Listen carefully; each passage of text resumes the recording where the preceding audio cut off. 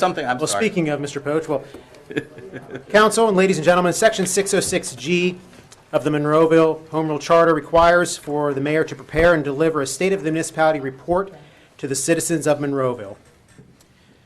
In 2019, the mayor's office, council, municipal manager, and staff once again maintained and delivered numerous services and amenities in Monroeville without raising real estate taxes, and I'm happy to report that we will continue the same for 2020.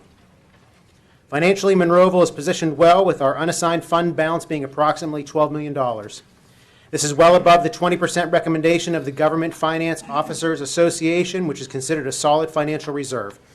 The municipality has also been paying down debt while not taking on more over the past several years, a fiscally responsible approach.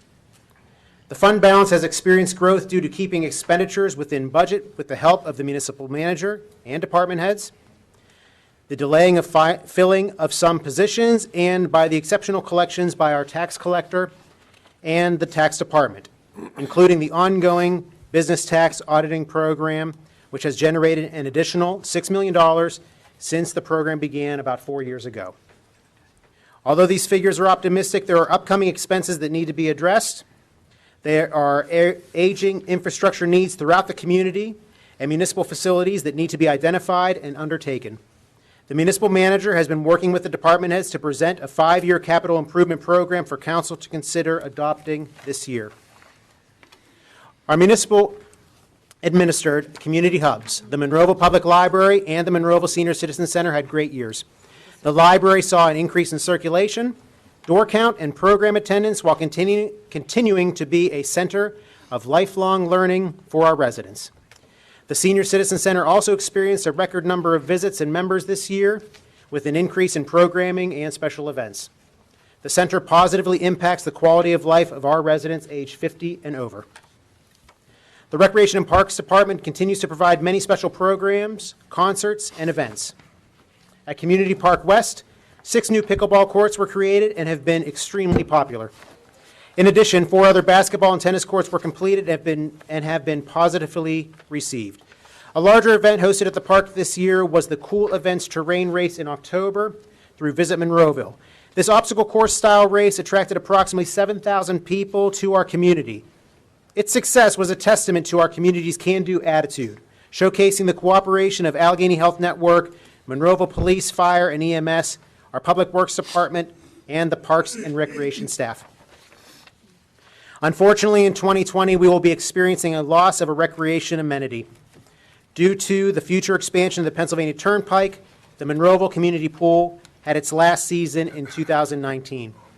Although a difficult decision to sell, council felt the best option was to approve, considering the potential negative consequences of refusing the purchase offer of the aging facility.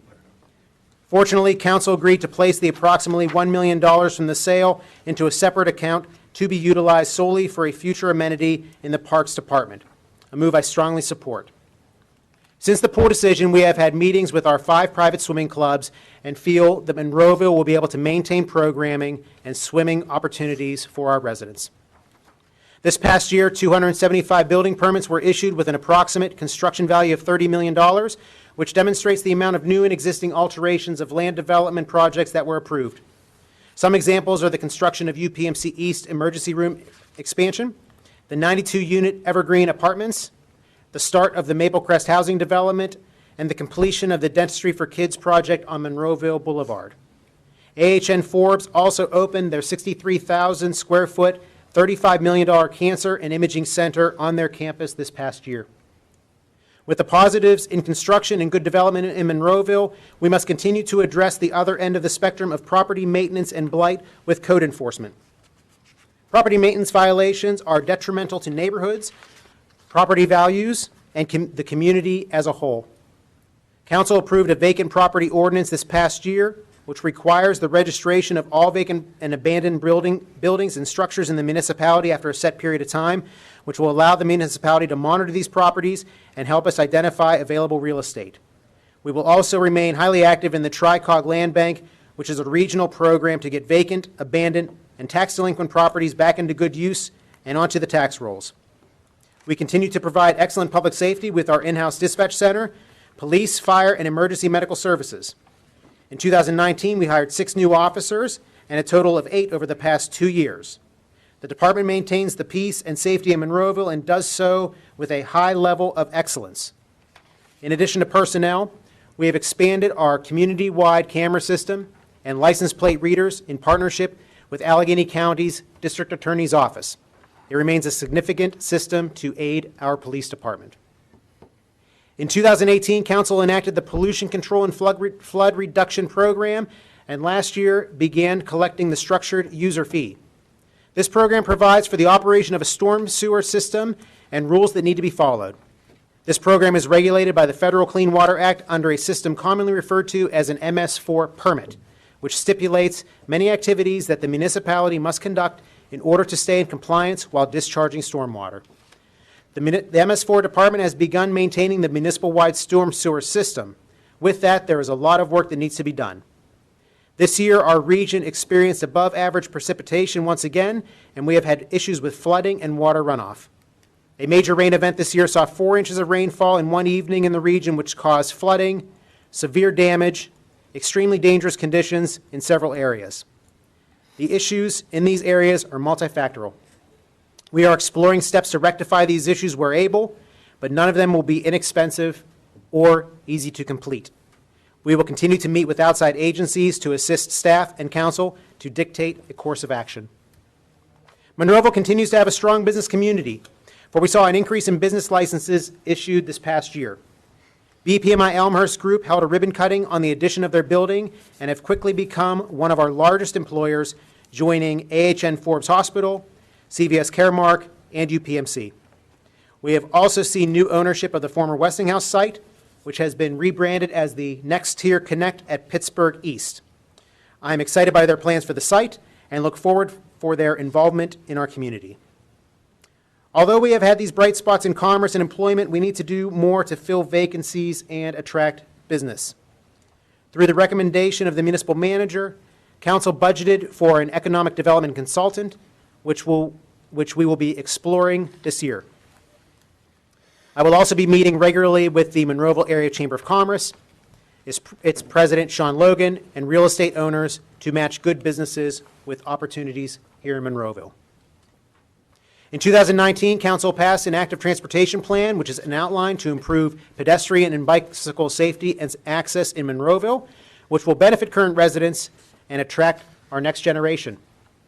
I will continue to advocate for this and for the expansion of the extremely successful Westmoreland Heritage Trail onward to the Great Allegheny Passage, which runs from downtown Pittsburgh to Washington, D.C. In addition to active transportation, I will also be seeking improvements in public transit to, from, and within our community.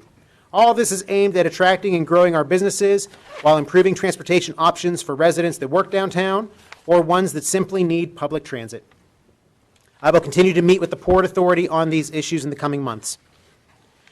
Monroeville is a well-balanced community that has a foundation for growth. It has a variety of housing options, numerous shopping and restaurant choices, world-class health care, employment opportunities, parks, and proximity to Pittsburgh and all of its amenities. The focus of this council and municipal staff should always be to maintain our current levels of service, commerce, and population while attracting new families, businesses, and individuals. I would like to thank Municipal Council, our Municipal Manager Tim Little, Solicitor Bob Ratcher, municipal staff, the entire business community, Gateway School District, the Monroeville Area Chamber of Commerce, Visit Monroeville, all of our local organizations, and our residents for being part of and for all that they do for our community. It takes the actions of all to keep Monroeville a great place to be.